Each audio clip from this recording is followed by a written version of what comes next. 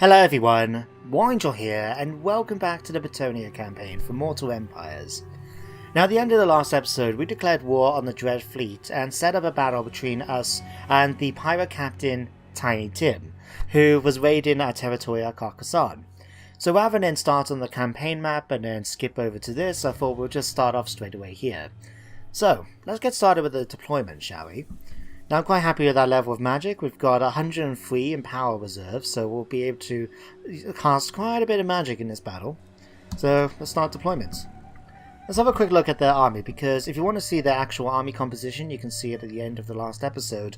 But a couple of things that caught my eye was, first of all, being these bloated corpses. Now, Drake and Materium has assured me that they're not that big a deal. They can be, if they're used in the right hands, but really you just need to worry about them attacking certain people. So if I use Leon Kerr, for example, we may not actually take that much damage, and damage we do take, he can easily regenerate.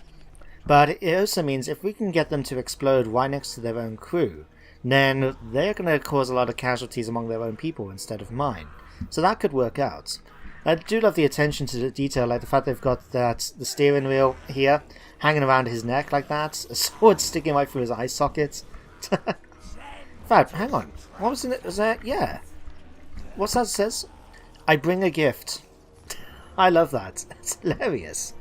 So anyway, we've got those to worry about, but not as much as I imagined. But the main thing is, I'm wondering what's going to be like, is we've got loads of these units of gunnery mob, which are armed with bombs. So I don't know if we can see them on the map. You can see them actually holding them in the left hands. They basically got loads of grenades. And so I'm wondering how they're actually going to be when it comes to fighting them. But all we can do is give it a go. Now I would like to try and take advantage of the hill, so that if they do come at us, they're going to come at me from and try and climb up. So what I'm thinking... Do I want to... No, I don't want to go too far up here, because otherwise we'll put the trees to their advantage. What about if we put our forces right here? And then we can just either move up a little bit, but we can use this to defend against the mortar that they've got. Yeah, I think that might work. Let's try it. We'll grab you guys. We're going to put you back here a little bit. You are facing the enemy's force, aren't you? Yes. And they'll be able to arc their fire over the trees anyway, so that should be fine. We'll grab peasants. You guys can come over here. We'll shuffle around a little bit because we're not going to get the ideal formation that you guys know I like. So we'll put you here, making sure you're not going on skirmish mode. Okay, you guys... Tell you what, you can come here, you can come here. You guys can come here, and we'll leave it like that. You guys, where are we going to put you? We could put you... I don't really want to put them in next to the force, because then that's going to draw any unnecessary fire. I'll tell you what... Yeah, let's put them here. Then we can just bring them around the top then and get in a position to charge down the hill. So, can we... Yep, or you can hide there. Fantastic. Okay, Damsel, we'll put you here. Leon Kerr, we'll stick you here. Now, what we're going to do with you guys... I'm tempted to try and put them around the corner. In fact, something I remember seeing in a video recently. Can we... actually deploy them behind the enemy line? Hang on, can we deploy them here? We can. Oh wow. That's going to be quite useful.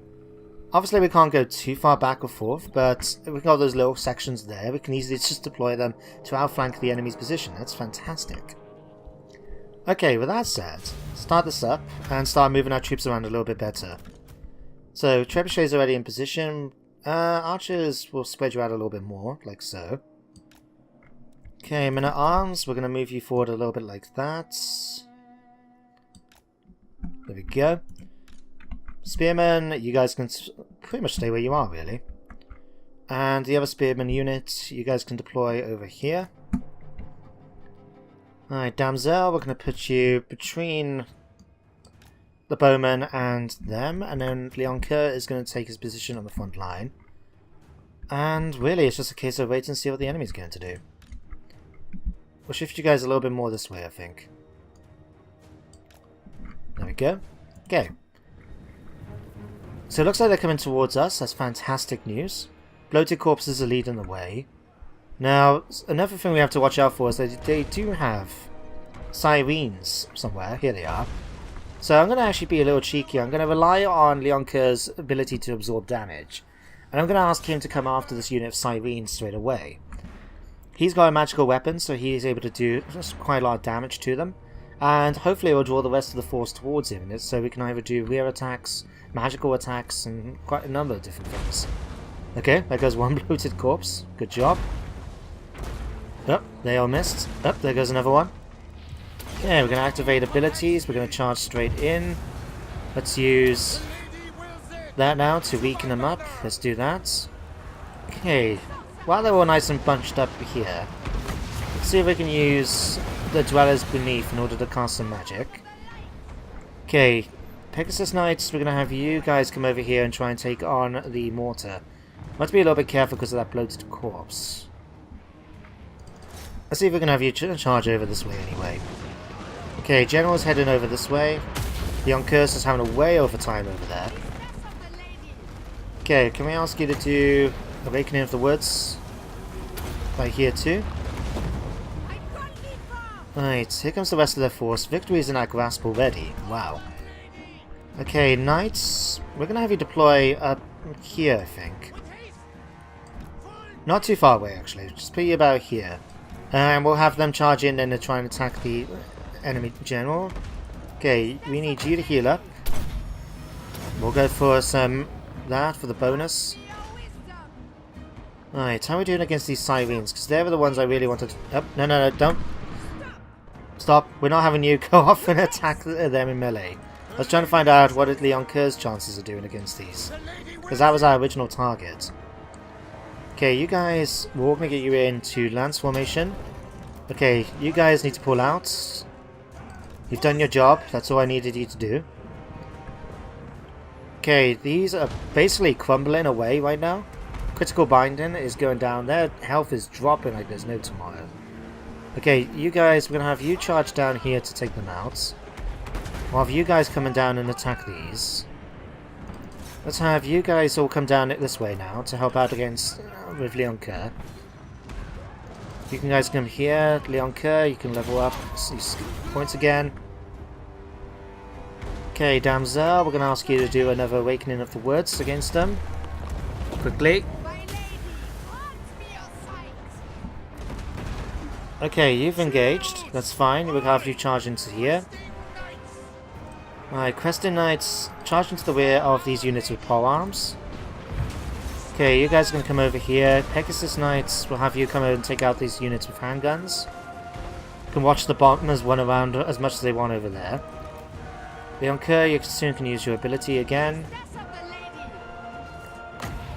Alright. Okay, who's taking a bunch of damage? You are right now. Okay, let's pull you back, men.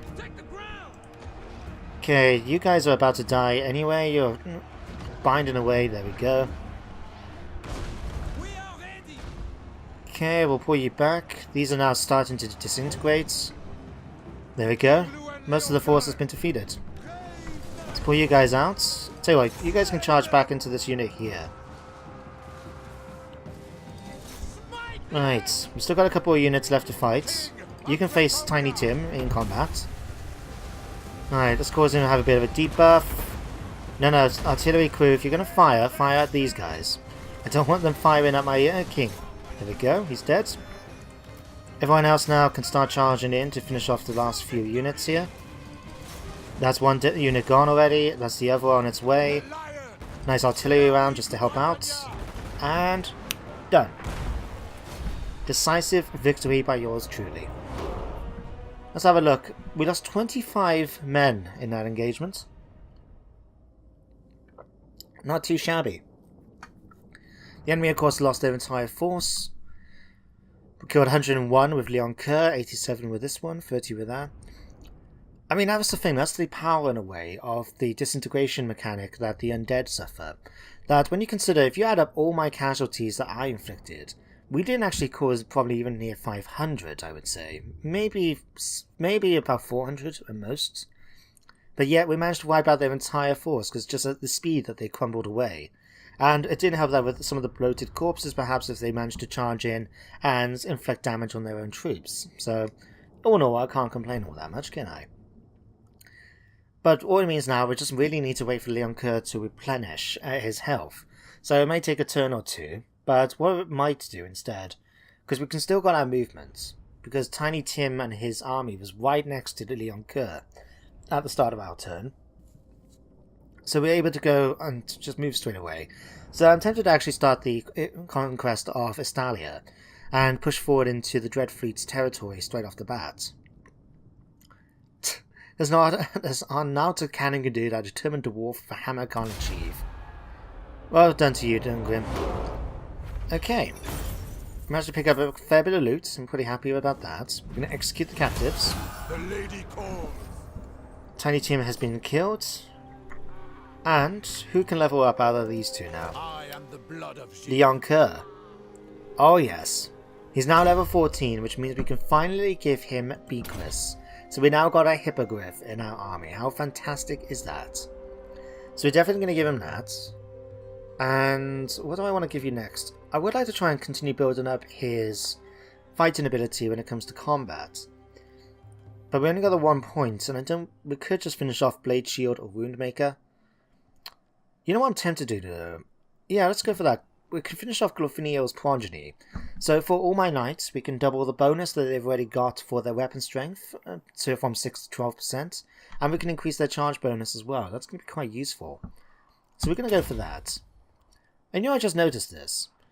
Our melee attack is actually, in leadership is actually quite good when we're facing Chaos, Undead, and Greenskins. Interesting. That might be why we can see our troops slaughtering enemies so much easier, especially when they're fighting Chaos. But, yeah, you need a little bit of replenishment, but that's fine. What we're going to do, we're going to push forward to Babali. Looks like we can take it in the next turn, and it's not defended by anything, so we should be able to take it quite easily. Jason... Oh yes, well we'll remember. Forgot to do this after talking about it a lot of times in the last episode. But we're going to go and finally give him the Fug to increase his assassinating actions by 10%. So there we go, you'll have that with you as of next turn. In fact, didn't he already have one? That was here. 8% chance, success chance. So between these two, he's got an extra 18% chance of assassinating his targets. That's pretty good going. And he's already got a 3% ward save, the Virtue of Penitence. Alright, there's a bit of information about Bequist. I think that's everything we need to worry about this turn. I know the way. In fact, no, there was something else, wasn't there? 2 things I remember. One, let's come up to Maravek. Because Maravek is going to be my combat paladin. I want to use him in battles. I need to give him a few magical items in order to help him out a bit. Now we do have these sort of anti-heroes from Leon Kerr. Now they've given him the Sword of Koron, so we can give you that.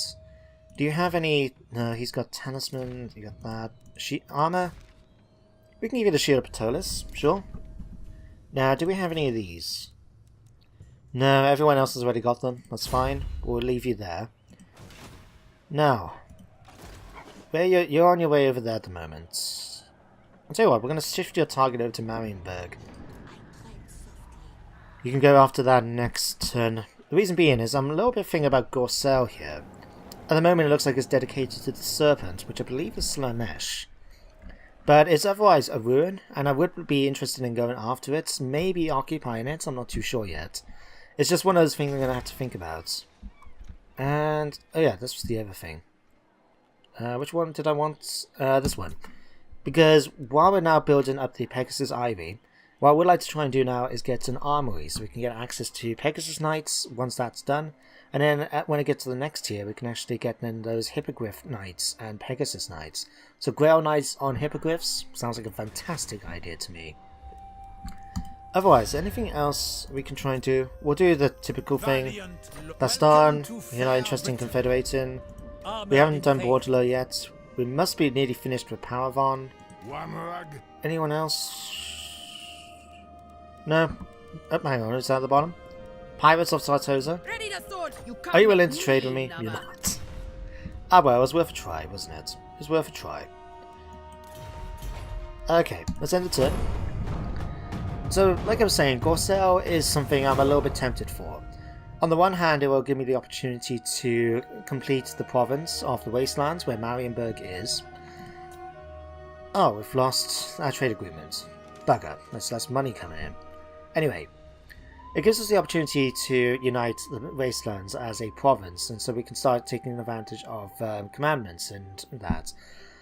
But on the other hand, it's in a bit of a vulnerable position right now.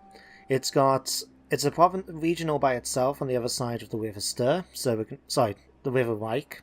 So in order to get there, it'll take at least a turn or two to try and get in any reinforcements. And if you guys remember, it's right next to a Norscan province. Territory, I mean, which either Wulfric the Wanderer or maybe another army is nearby. So that could be quite annoying then, because we're going to have to try and defend it. And since we're going to be at half an army health, because of obviously we need to colonize it, that could make it a dangerous place for us to go. So while I would like to take it at some point, I think I'm going to save it for now. And we'll go after another time, and if we need to, we'll buy it off someone else that's taken it. If the Empire decide to reclaim it, I don't know. But it's definitely something I'm going to hold off for the moment, anyway. What we do need to check is how many more turns of research do we need until we can finish off the one for Paragon. Because I am quite interested in taking Bordello as our next one. And more importantly though, if we can get Paragon, okay, it's 4 turns, we can actually take my favourite dukedom, and that is Quillis. Now, I'll talk about that in a little bit in the next end turn phase. But I used to be quite thinking into collecting, making army lists and that, and out of Bretonnia, Quillis was the dukedom that always fascinated me the most. So I'm quite happy to talk about that in a minute. For now though, can we not do this yet? No, 5,400, okay. Actually, we might just about afford it. If we pop it down to Estalia, let's grab you and just go after Babali.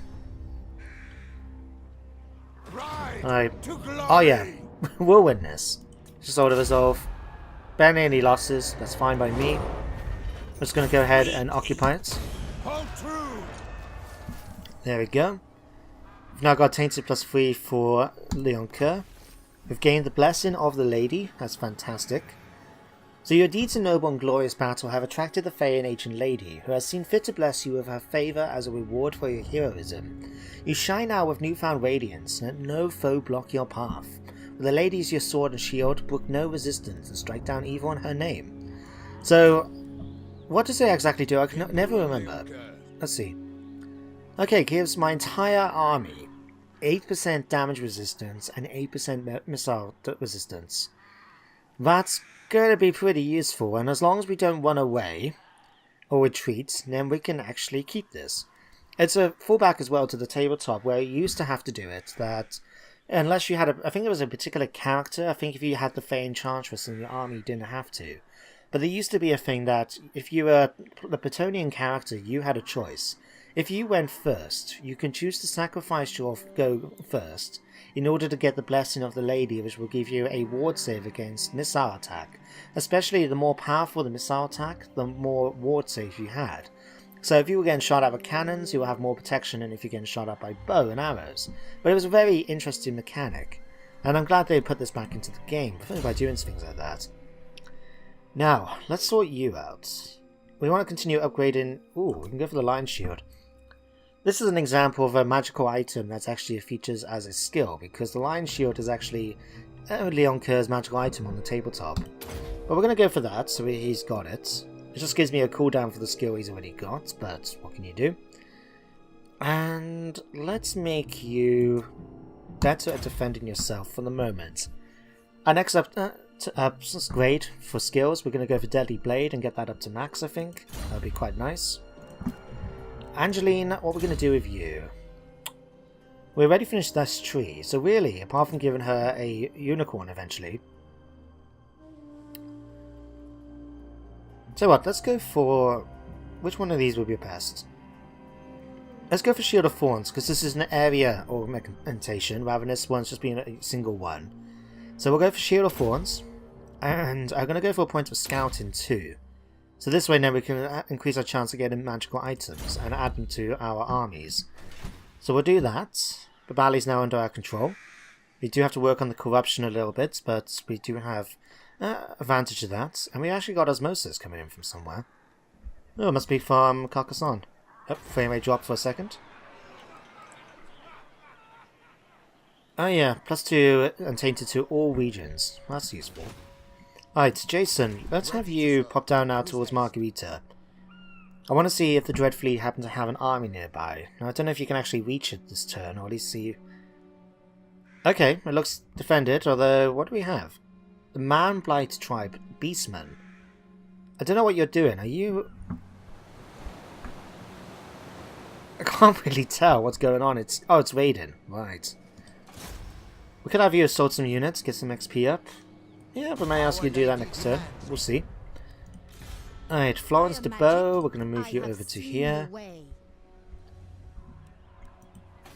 Unfortunately, we can't actually upgrade this yet.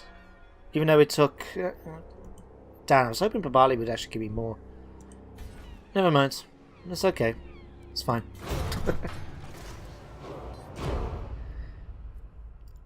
But no, to mention about Quillis, it's... I don't know, it was one of those provinces, the dukedoms, that always appealed to me.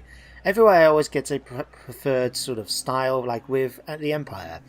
When you try and collect an army, you normally try and get it so it comes from one of the different sort of provinces for the elector counts. So, depending which area it comes from, which province it's from, depends on sort of the outfit of the state militia, like your state troops. So, I think, if I remember right, like, Wakeland, or the Empire in this game, is normally red and white. If I remember correctly, Aveland was like green and something. And I remember that was my favourite province, and I remember coming up with this elaborate history with like the Blackfire Pass and the Order of Knights, because that was the thing I used to do when I was younger. I was very into Warhammer, Warhammer 40,000, especially Warhammer. But because of where I lived, we didn't actually have anyone that used to collect the models and fight with them. So as a result, I never had the opportunity to do that, and the nearest like Games Workshop to me was all the way down south in Swansea. It's like a 2-3 hour drive, which as a kid you can't do by yourself for obvious reasons. So what you ended up having to do is, instead, I got quite interested in the lore, and reading the army books and creating army lists. Which, for those of you that haven't had much experience with that side of things, what you'd end up doing, you get the army book, and every unit has a certain point value. So yeah, it's almost like you'd say do a 2,000 point battle. So it's like you have 2,000 points to spend. And depending on the unit that you want, some of them will cost more points than others because they're better. Then if you want upgrades and stuff, you have to spend points on them. But they were very interesting. I used to really enjoy doing them. And what do you want? Nope, we're not fighting Togovan, I'm afraid. But I really used to enjoy doing that, and I used to buy the army books. I mean, back then, like, a codex for Warhammer 40,000 was £8. £12 maybe if it was one of the high tier ones. Army book used to be £15 for Warhammer Fantasy, £12 depend again in a later edition. It was just a nice thing, and that used to be my hobby. And as a result, I remember coming up with all different army lists. But Quillis itself, if I pop back down here, is always an interesting spot to me because of its location right next to Athlorn, and it influences the province of Quillis as a result. Like, they're in the lore, Quillis is its own domain, its own dukedom, and their coat of arms was often a unicorn to represent purity, which I believe is one of the virtues you can get for a character in this game. But not only that, but Quillis being right next to Athlorn, despite the Waystones, we're often victim of things like people were getting drawn into Athlorn following Phaelites, or the Wild Hunt coming through Quillis. It was just loads of influences of Athlorn that drew me in because of the presence of the elves. And while I can't remember exactly like what was in it, I used to go really far out, because obviously, you know, it was the way I enjoyed the hobby. I used to do things like create characters with backstories and their own personalities. I used to give them magical items, obviously like you're doing it to a point value, so you would bear that in mind, so you don't want to overpower them with loads of magical items because it means you can't use points for other things. But it just meant really cool stuff, like I had renamed some of the weapons to fit in with like the aesthetic of that unit. Oh, hello. You're coming down here to town as well. We've got Clan Squire here. Interesting. I'll tell you what, we're pretty much at full strength, so I'll tell you what we're going to do. We're going to actually start marching down, and we're going to be ready to attack them next turn. So let's move you guys down here. Defender of the weak. Jason, you can level up a bit. Let's just give you some points in Deadly Blade. And who do we want to go after? Going after... We're neutral with both the Skaven and the Beastmen right now. Beastmen aren't that important. I think it's the Skaven who are actually leading the assault or trying to attack Margarita, aren't they? Yeah. Now I suppose we could do one of two things. We could either go after Clan Skaven, wipe them out and then attack Margarita ourselves. Or we can let them take it and then we attack the Skaven after they've been weakened. We'll see how it goes in the next turn. In fact, let me have a look at the Skaven force while we're here. Don't disappoint me. Wow. That's actually not too bad. They've got loads of Storm Vermin. We've got some Plague Monks. Skaven Slaves. Okay, that's no big deal. Clan Rats. Death Runners. Reaping Blades. These are like really good... Oh, what's that here? They're singly quite powerful, well special equipment, but they're not explicitly tougher, such they should be deployed in concert with other unit screens on hits and runs. Okay, that's interesting. Certainly something to bear in mind.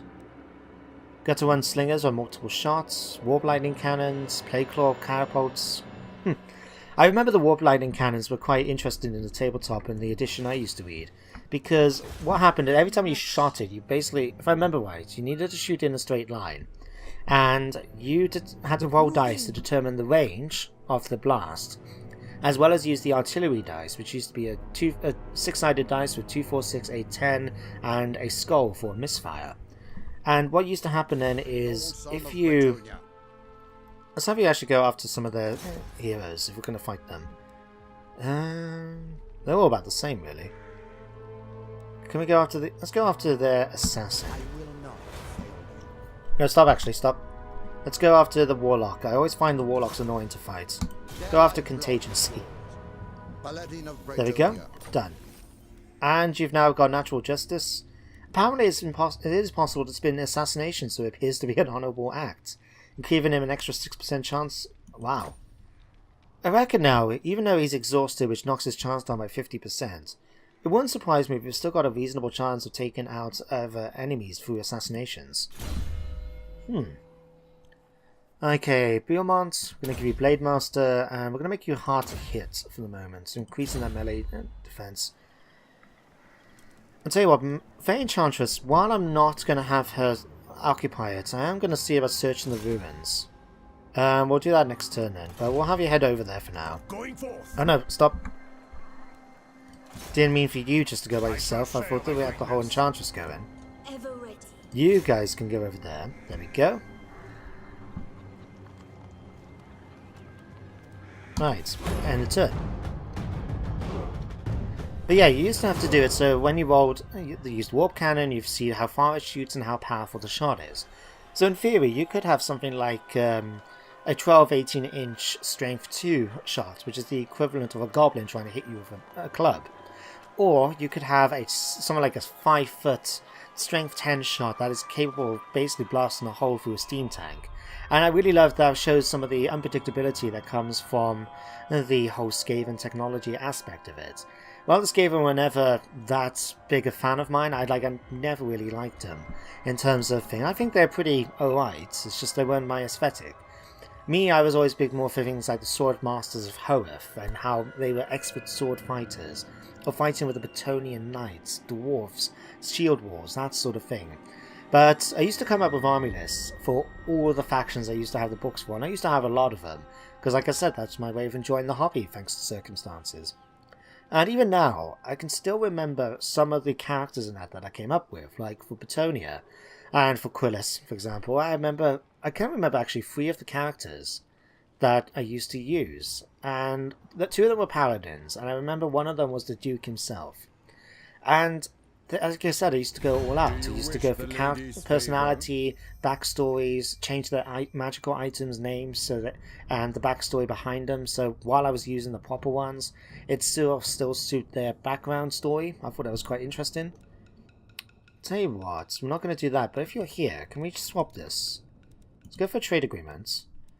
I'm not going to go for defensive alliance, but will you pay me for this? There we go. A little bit extra cash. So for example, I remember with the Duke, I can't remember their names, so bear that with me. You know me and names at this point. But I remember with the Duke, I made him personality-wise to be quite different from other Dukes who tend to be quite sort of arrogant and proud and disdainful of the peasantry. I wanted him to be a sort of a younger man than many of the Dukes, but at the same time he was wise. Now, depending on how different ages and that, I remember I used to make him a Grail, someone with a Grail vow, sometimes he had the Knight's vow, it can vary. But he was just someone who was very wise, and while that didn't mean anything in the game itself per se, it really influenced the backstory of some of the other characters, the two of which I'm going to talk about in the next end turn phase. But for now, we've got confederations. Averland have confederated with the Empire. Okay, they're really starting to expand. We'll have to see what's going on over there, if I'm honest. Oh, Deline, you're back. Whereabouts are you? All the way down here. It's not too bad. Okay, what I'm going to ask you to do is... no, let's not go to Skaven Blight. Let's go towards Tabaro. We're going to ask her to steal technology like she was doing before. This way then she can increase my research speed a little bit. And it'll take a few turns for her to get down there anyway, so... Well, I'll definitely have that happen. We'll go... Where's Jason? I just want to see if we can actually use him for another assassination attempt and what the chances are. 50, 52, 42. You know, that's actually pretty good. You know, considering he's got a minus 50% debuff right now from being exhausted, and he can still have a more than 50% chance of killing one of these, or wounding one of these heroes. Oh, he failed. Okay, that's fine. But what that does mean is that we're going to switch over to normal starts. And we're going to get started with this. In fact, do I want to go after these rebels first? Yeah, why not? We'll go for the experience. We're all right next to one another anyway. It's going to be a pretty easy one to fight, so we'll just auto-resolve. A few casualties among our men-at-arms, but that's fine. We can actually offer redemption to them so they can join our ranks again. There we go. Picked up a new hedge wizard. Okay. Killed you in battle. Right. Can we actually give that hedge wizard to you, Bianca? No, we cannot. Okay, it was worth a try. May give him to the Fey Enchantress in the end. Anyway, Ban Scry. I'm not going to call my allies in because the bands bar so much in my favour according to his strength, and there's a big difference in our strength, that I'm pretty happy to fight this myself. So it's us against their faction leader, Obseed. The lady and my right. Okay, you've decided to run away, you coward. By all that I hold Okay. dear. Oh, No. we're stuck. Bretonnians, Oh, attack! bugger. Not die again. You know what this means? We actually can't run away without losing the blessing of the lady. So normally you would just want to go to start a siege, retreat away from it then so you can get out of the zone of control, and we could have carried on against the Skaven. But no, now we have to fight Marty Sealegs and the rest of the garrison, because who's a gunnery right, it seems. But we need to defeat these, because if we retreat now, then we may lose the blessing. Okay, we're going to fight this myself, so I can reduce the amount of casualties we take. And I have to say, some of these are going to be a bit interesting. Like I said, I never had much experience fighting against the Vampire Coast. So the Sirens and that should be easy to take on. They do have a Bloated Corpse and these deck droppers. Never actually used them before. And they do have Depth Guard. These guys are pretty decent. We'll have to be careful with these guys, I think. But anyway, we're going to have to load onto the battlefield, so I'll see you guys in just a minute. Okay guys, let's get started. So first of all, we're going to gamble a little bit in order to get, hopefully, a bit more magic. Is it going to work? Okay, Renard is with me. Fantastic. It's gone up by a complete 0. Thanks. Appreciate it. But Jesus, look at that power reserve now. 148. Okay, we'll be able to get a lot of magic very quickly, I must say. Okay. Otherwise, we're going to be fighting this. I have to say, it doesn't look too vampiric. Maybe the skulls up here might say otherwise. Anyway, same standard for thing as before. We're going to knock down the towers and make our way in. This time around though, I'm going to try doing something a little different. I don't particularly want to have it that I'm just huddling in the corner like a lost sheep. So what we are going to do is, while we're going to pull back a little bit, in terms of like thing. I'm gonna have a more standard formation at the end of the day. It's only fair. Don't want to huddle in the corner and hide. That's not how the Bretonnians do it. Okay, you guys can hide. Hide. You can come over here. You guys are gonna form up. We're gonna have you. Stay in the woods back here for the moment. Pegasus Knights, we're gonna have you set up over here to take on enemies. Trebuchets are gonna be in the rear flank. Damsel, we're gonna put you here. Leon Kerr on Bequist. He just looks great riding up there. Especially with how they've done the work on his coat of arms and all this. Fantastic. Anyway, we'll start the battle. Slow things down a moment. Your jobs are to go after these. We'll try and take it out together, I think. You're going to come after the unit of Sirens. Pegasus Knights, you're going to come over here. That's their depth guard. We definitely don't want to fight those with that. Then we're going to have you guys pull over here, and we're going to have you try and take out the deck droppers, I think. Switch over to Lance Formation while you're at it. And off we go, Bequist. Away!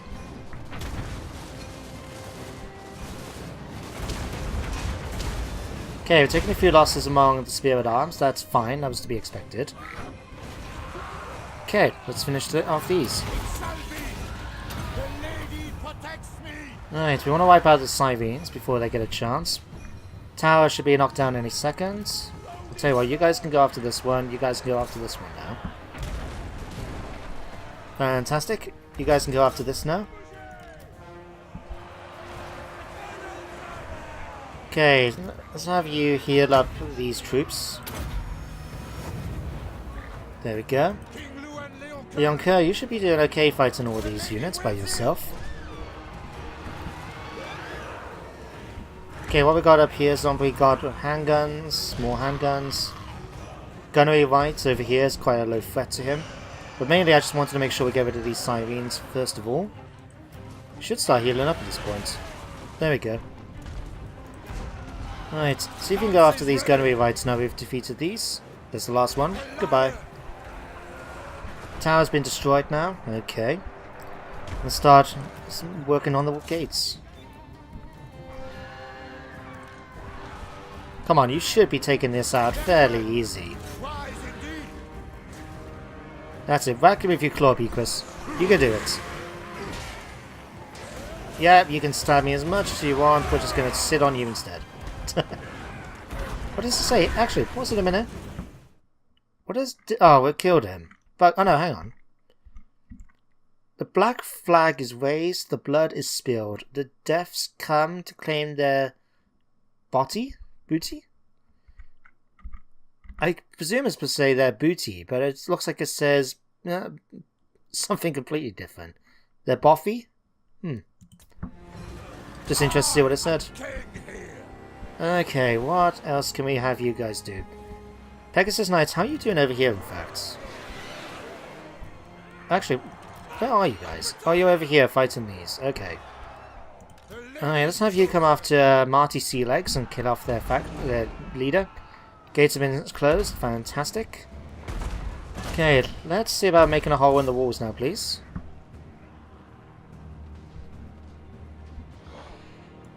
You can heal up as you go along. Speed yourself up a little bit, go a little bit faster. Okay, you guys should have finished these off by now. You have. Okay, still got those depth guard over here to deal with. Handguns over there. Let's have you pull back over here now, and still got that bloated corpse. Don't particularly want to fight you. Okay, let's pull you guys back here just a moment. Right. You're smashing down the walls over here. You'll be done shortly. Okay, and you finished the job. I'll tell you what, you can go after the bloated corpse. Shouldn't bother you much. Walls have been breached. There we go, got a nice hole there. Okay, you guys can do the same over here, please. May have to move you slightly. I'll tell you what, actually, come after this unit. I was about to say, it looks like we know where the Sirens have decided to roost underneath the battlements like bats. Obviously they're regenerating, hoping to be around at the end of the battle. Okay, you survived. That's good news. Barely took any damage from that either. Okay, what we got left to deal with? Handgunners. Everyone's basically making their way over to here. Let's start bringing in our knights, I think. You're going to shift over here. All of you guys can get into lance formation, please. Right. There we go. The walls are breached. Start bringing in our infantry as well. You guys can go after them. You guys can go after these. Knights. We're going to just have you charge in, I think, at this point. Pegasus Knights. Let's see about taking out the handgunners. And I tell you what, you guys can actually go after these guys. Oh no, you're all part of the same unit, are you? Okay, that's fine. You guys can come after this one instead. Leon Kerr, let's have you go after this unit of handgunners.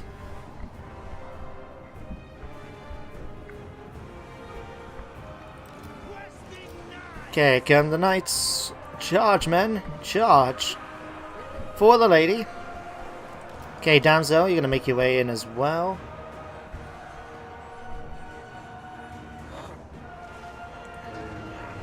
Okay, Leon Kerr, switch over. You're going to use your abilities over here. Just debuff everyone. Should be able to kill them off pretty easily between all of us. Okay, you're actually going to swing around. You're going to have you go after these depth guard with polearms. We should do okay against them. Okay, these guys are basically being slaughtered. Should take them out pretty easily. You, though, are taking a few hits. We're going to pull you back out. How'd you come, man? Okay, these depth guards really not doing so well as I might have thought they would against Leon Kerr. Let's have a look, see if we can see the mechanic bits. Oh yeah, they're just not doing so well, are they?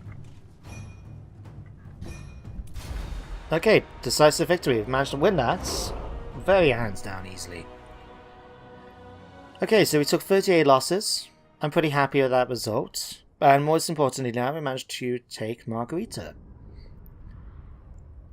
I mean, I would have been surprised if we'd lost, but we could have taken more casualties than that. In fact, according to this, we didn't even lose a single man from them.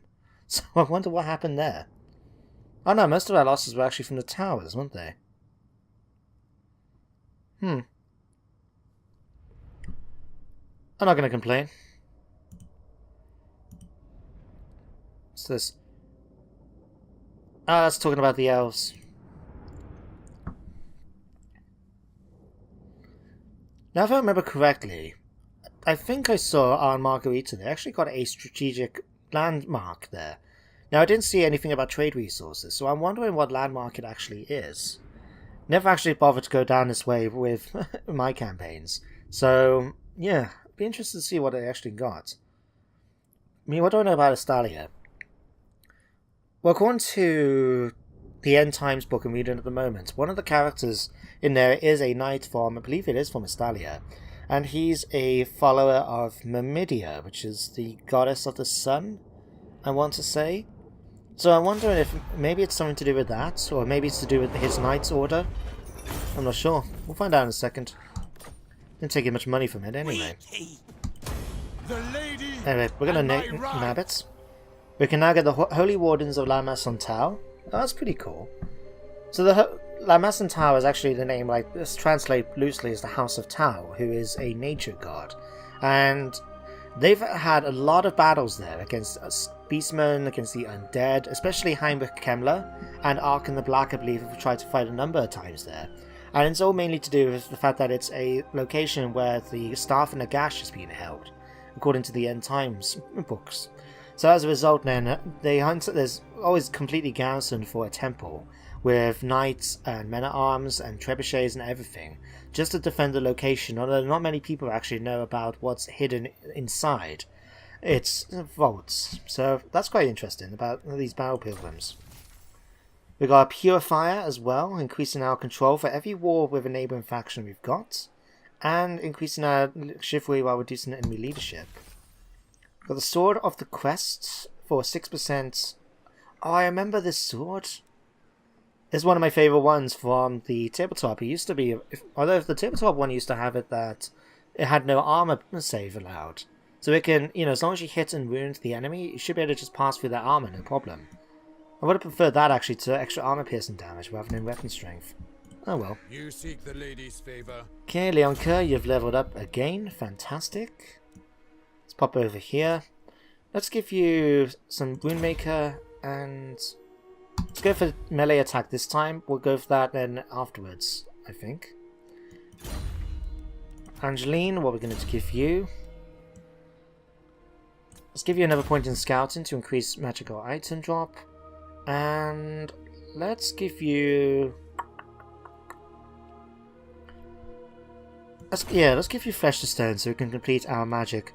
So while this one's okay, it only helps one unit, but the upgrade it seems actually is an area of effect augmentation.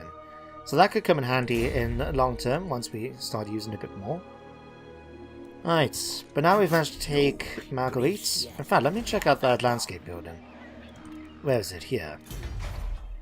Here. The Archecclesiatium of Midia. Okay. While it's technically the governing council of Mimidia's cult, it has become the main temple's name by association. Okay, that's pretty decent. It gives me a bunch of perks for my peasant mobs, which I don't care about, but battle pilgrims, foot squires, and men-at-arms, that's useful. It gives me an extra rank to my paladins, and it gives me extra control on that. Cool. Bretonnia fishing harbours. And we've got iron mine here as well. Wow, this can actually work out quite cheap. Between these two, we can get a lot of good infantry units here. Definitely something to think about. Anyway, while we're here, it looks like we can actually upgrade Babali now, so I'm going to ask that to happen. And yeah, next turn we'll go after the Skaven here before they get any funny ideas about trying to attack my territory. And we'll be able to march forward then towards Tabaro and Skaven Blight. So far, this campaign's going pretty alright. Florence, we're going to have you move around a little bit more. How is the healing up here going anyway? 18% and going. Okay, we're going to give you... fields. Now that life is coming back to the land, I think it's quite nice to have fields, especially to go with the pastures at Lyonesse. So we'll give you that for the moment. Queon, can't really do much for you apart from give you that upgrade for the... Yeah, we're not going to worry about that. Let's give you a Fey Enchantress. Let's have a look. So we're going to search the ruins. I'm not going to colonize. We're just going to search them and then we'll come back later. So what's this? To access the Old One's treasure, solve the puzzle. A dice has 6 faces. May the fates keep them rolling high, especially if you're making a ward save. I like that. Like in the tabletop, in order to... Once you've hit and wound, in order to save your characters, you needed to roll higher than a certain number, which depends on their armor and things, and the same with their ward save. So if you had a 5+ armor save, you needed to roll 5 or higher in order to keep not take the wound. But ward saves can be at work even if your character can't receive, like if the character was fighting a very strong character enemy then, which reduced his armor value to 0, then you could still protect. But if I'm honest, I really don't like these because I'm not that good. And I think I know how to do 1 or 2 of them. So all I can really do is just have a look to see what clues can we use. So basically we're trying to figure out the question mark here. Now, the only thing is, looking at this one, if we look at the pattern and we put it that way, that means this one should go here. So let's try it.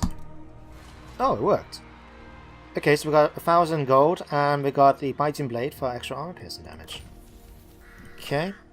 Now what I'm going to do actually with these is I'm going to give one of them to the Fey Enchantress. Just so if she gets into melee, at least we got something that can help her. Let's go for armor piercing. I think that'll be better than just with a little bit of extra bonus from weapon strength. So yeah, let's give you that. I haven't got any more items to give you, have we? Nah. Causes fear. That's all. Yeah, I forgot that was a good one to have. Can we give you? No. I thought we could have given her something for extra winds of magic. Apparently not. Your will? Anyway, you can start making your way back to Marienburg in our next turn. Albrecht is busy pottering around, doing his one thing or another. Okay. So actually, let's pop to Bretonnia. Like, I do want to increase the timber mill so we can start making more trade resources.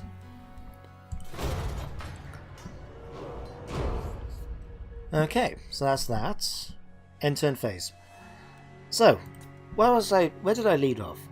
Oh yeah, I said about my Duke and the fact that he was quite a unique person, in my opinion, just because he was actually willing to accept people beyond their status, which affected my other two characters, especially the second one. The first one, I remember his name, and the particular thing about him is that I made him a questing knight. I gave him the questing vow even.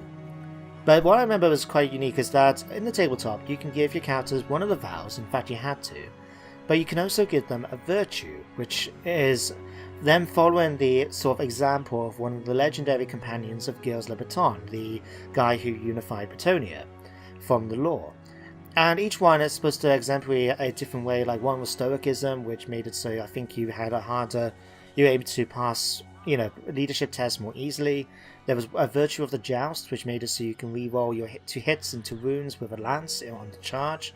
But one of them was the virtue of the ideal, which was your character was following, I believe it was the Duke of Musalon's example, where he was trying to become the best fighter and knight he can be, but it came at a price, and I believe what it did, it gave you a +1 to weapon skill, initiative, attacks and so forth. It made him a better fighter, but it made it so any troops within like 12 or 18 inches took a penalty to their leadership because of him following this virtue. And so what I did was I made it so it was actually a curse that affected him. He was a questing knight that has decided to stay in the area of Quillis because that's where his sort of information for the Grail has led him to. But he was affected by a curse which made it so he affected people's sort of opinions towards him in particular, and people just really didn't want to be near him. I can't remember if it was because of the curse or just because people knew he was cursed. But he believed quite passionately that if he can find the Grail, then the curse will be lifted by a sip of the water inside. Well, at least water is what they thought. Often it had blood because it represented the blood of the lady going inside. But that's another thing completely. But that was one of the characters I remember. That was quite interesting. The other one I found was more. I remember putting a lot of effort into his backstory and his personality. But we'll talk about that in just a mo. For now, though, where did that... Which thing go? No, which thing? Skaven go. Obseed. Oh, he's one of the other assassins. Okay. True Knight of Bretonnia. Catherine Rogers. We're gonna get rid of you. Goodbye. Okay, so far control is pretty okay. I think we're gonna push forward now towards Tobero. So let's go. Let's go this way. There we go, we managed to catch up to their main force as well. And if this has been raised, I don't know then if that means that these guys have raised it, or if it's been captured by Skaven. We'll find out once we get over there anyway. Okay, Jason, you can level up. We're going to give you a point in Deadly Blade. And you know what I'm actually going to do? Do I want to give you... I'm going to give you a horse. It's not going to make any difference to him on the campaign map, but it just looks better with him riding around on horseback, you know? But anyway, we'll give you the horse. You can move around a little bit. Deline is on her way over to Skavenblight now to steal their technology for me. May I actually have you go over to Miragliano? Probably pronounced that wrong. How do you pronounce it? Miragliano. Oh, that's going to be a mouthful. Might end up changing these province names. I don't know. We'll think about it. Anyway, still trying to make a little bit of cash. We're trying to get... Let's pull you back now, in fact. We don't need you in Corcel. We can just have you reduce corruption over here. Alright. I would like to try and give you some more units. What I'm saving up for right now is... I don't know if we can get access to Grail Knights in her army. But if we can't get Grail Knights, then a unit I would like to try and get is Pegasus Knights. But we can get that in 2 turns, once this is done. And we just need to save up in the meantime. One more turn as well, we can get the option to confederate with Powervon. That would be nice. Check diplomacy one last time. Baston, are you willing to confederate me yet? You're not. So annoying. I just want them to confederate with me. But at the same time, the only way they're going to do it is if they fight people, and they're not willing to do that. I may just declare war on like the Pirates of Sartosa and tell them to get their butts down there and try and fight them, but they might win and take the territory now, which I want to have. Ugh, these decisions. But anyway, last character quickly before we actually... Oh no, I'll tell you what, we might as well just end the episode. I think I'll talk about the last character next time. So, what's going to happen next episode? Well, we're going to restart the fight most likely. We're fighting this Skaven force right in front of us. And then we're going to go down and capture Torbero. Then, depending on our casualties, we may take a little turn or two to replenish and stabilize the Wheat province. And then we're going to go and attack Skavenblight and burn it to the ground, as far as I'm concerned. We don't really need anything from it, and it's just going to cause issues in the long run because, as you can see, its climate is really not suitable to us. So it's going to make things more expensive to build, longer to make. We'll have public order issues all the time.